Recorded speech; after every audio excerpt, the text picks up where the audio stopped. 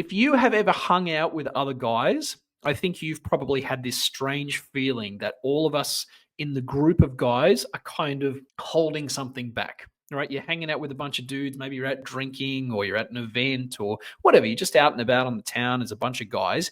And there's kind of this like surface level talk about everything. I wouldn't say we're being completely inauthentic, but we're definitely holding back parts of our personality and we're keeping things at a very kind of surface level. And this is what guys are taught to do. And this is kind of the mode that we stay in. We talk in this very shallow, very surface level way. We don't get into any deep topics, especially in groups and especially with other men that we don't know very well. This is something that I noticed as I was growing up. If I ever tried to broach a more deep topic about feelings or about the meaning of life or what was really important or anything like that, other guys would just shut me down and be like, yeah, I don't want to get into it. Let's talk about sports. All right.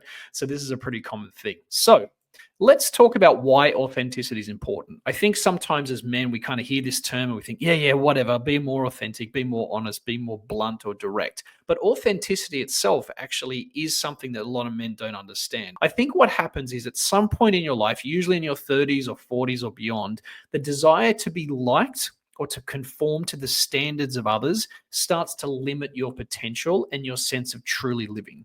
I went through this probably in my mid 30s, and it was something that I had to really wrestle with. Was I had a good life, I was doing the right things in life, I was a good person, but something was missing for me, and it was the sense of actually being authentic, really exploring the parts of myself and being honest about who I was, right?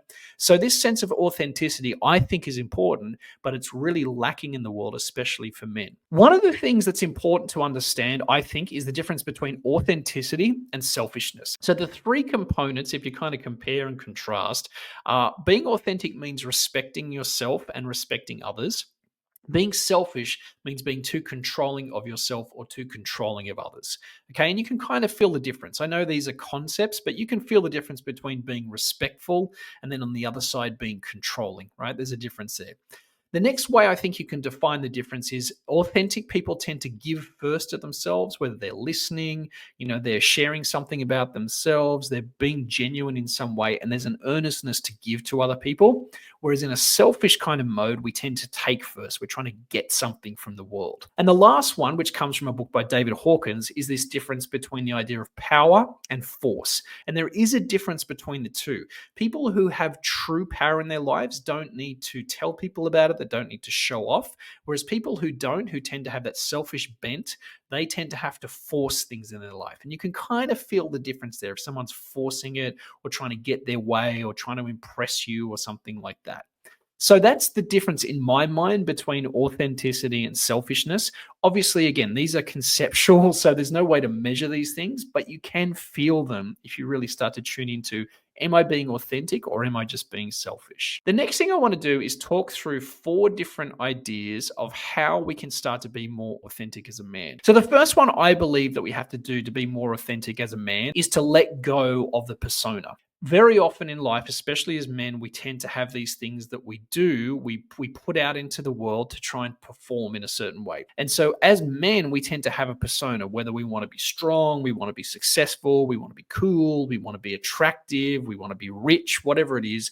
There's all these kind of persona elements that we lean into as men. And after a while, they tend to kind of limit who we are and who we're authentically being underneath. So you know damn well when you're in your persona. I can't tell you how to get rid of it. You just know that it's something that you're kind of putting onto the world. But over time, if you can start to let go of your persona, start to drop the act a little bit, you'll probably find that it actually makes you feel more authentic. Second is to choose healthy people in your life. Now, I know this is not easy, particularly depending on your environment. Some people around you are very toxic or very kind of negative or pessimistic or mean-spirited or whatever. And the truth is, it's your choice whether you spend a lot of time with them or you don't. It might mean a breakup. It might mean moving on from certain friend groups. It might mean leaving your company or your career and moving. It might mean moving neighboring state or country. I don't know. But you have to at some point say, are the people that I'm around actually helping me to feel better about myself,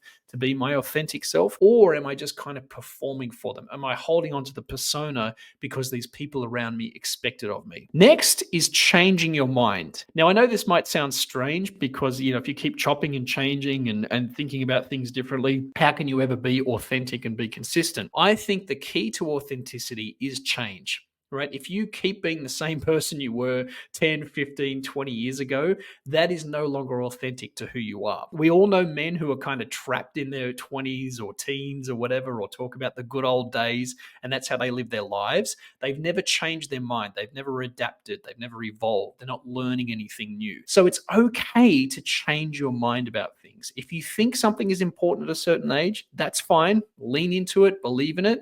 But as you get a little bit older, if you want to change your mind about that, you want to reverse what you thought, that's part of being an authentic person. And the final one is to pursue your passions. Now, this one in particular is strong for me because it took me until my mid-30s to actually pursue the passions that I had in life, which were professional speaking, writing, talking about self-improvement, things like that.